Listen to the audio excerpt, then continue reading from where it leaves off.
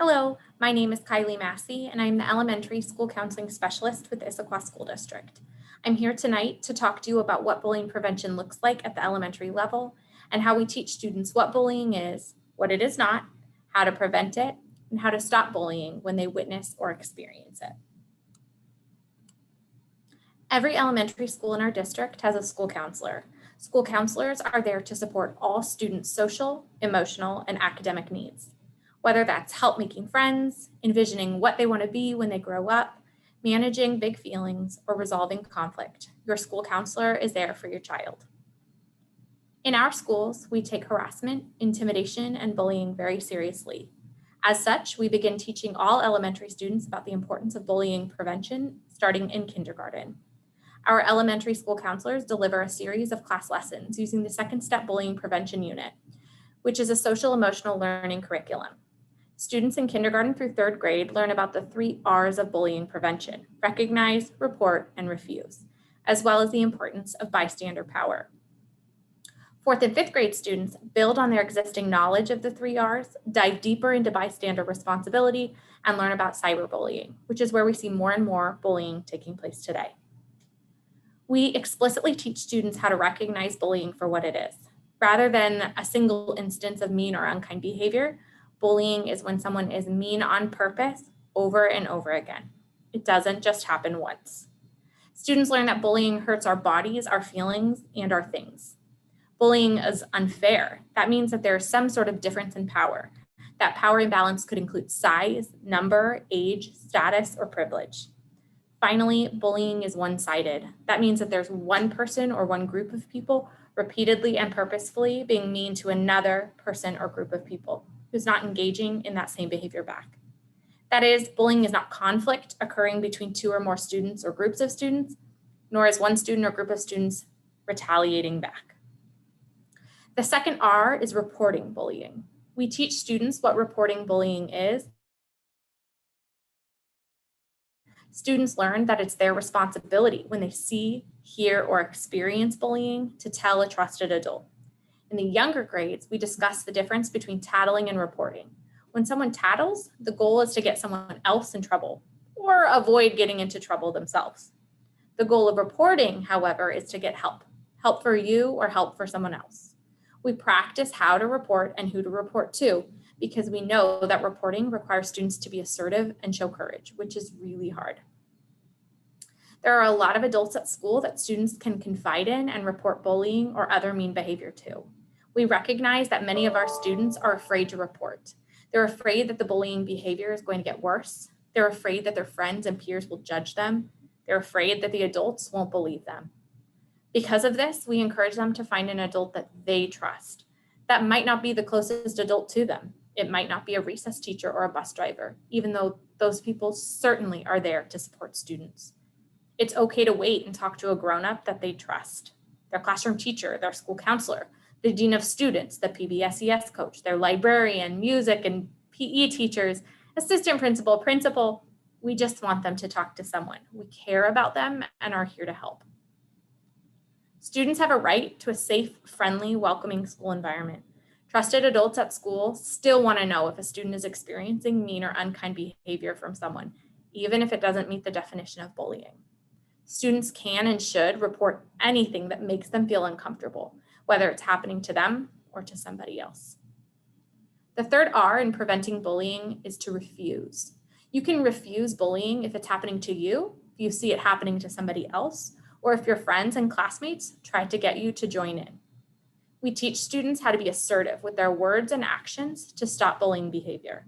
This includes telling someone to stop, moving away from the bullying behavior, not joining in laughter and conversations that are hurtful to other students, and finding an adult that they trust. In the bullying prevention curriculum, students also learn about the power of bystanders. A bystander is someone who sees or hears about bullying happening to someone else. We talk about the difference between passive bystanders and supportive bystanders. A passive bystander is somebody who sees or hears about bullying happening but doesn't do anything about it. Supportive bystanders report or help report bullying.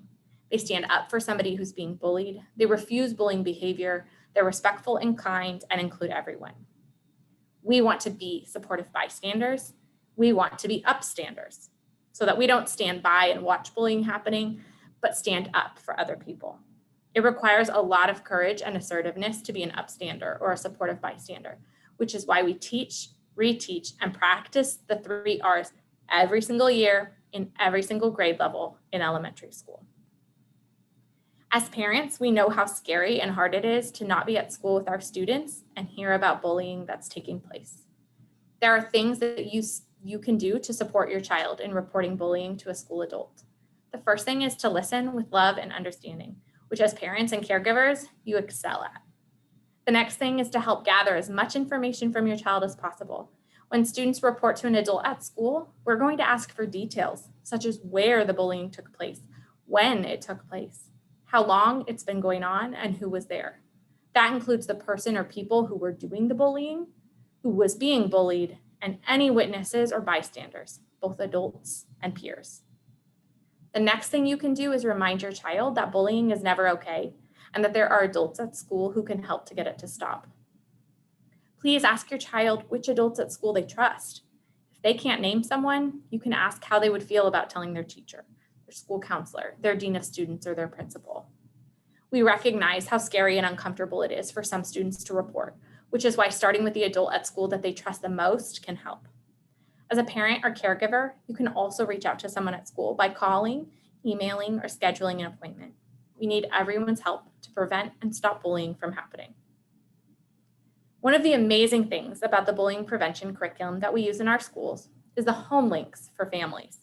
Home links are worksheets with information designed for families to support the learning that takes place in the classroom.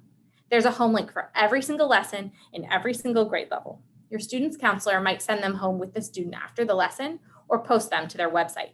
If you've not yet received one from your student's school counselor, please feel free to reach out and ask that they send you the home links for your child's grade level. The home links are all available online, and you will have access to them at the end of this presentation. Home links are great ways to support your child in the bullying prevention and bullying reporting work. I'm going to pull up an example home link from 3rd grade so that you can see what it looks like. I'm going to share my screen.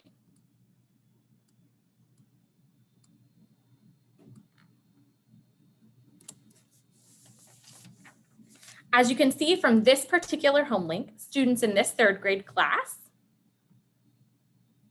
excuse me while I scroll, we're learning about reporting bullying.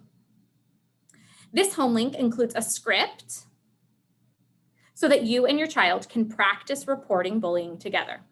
As you'll notice, the adult validates the student's feelings, asks detailed questions about the bullying behavior, including where and when it happened and who was involved.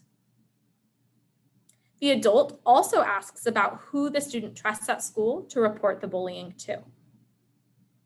Finally, the adult offers to go with the student to report if they do not feel comfortable enough.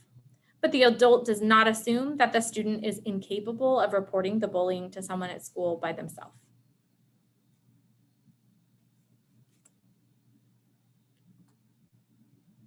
I love the home links because not only do they inform you as a parent as to what's happening in the classroom and what students are learning, they provide you the opportunity to practice those skills with your child to build their assertiveness, their confidence, their courage, and their advocacy, both for themselves and for others.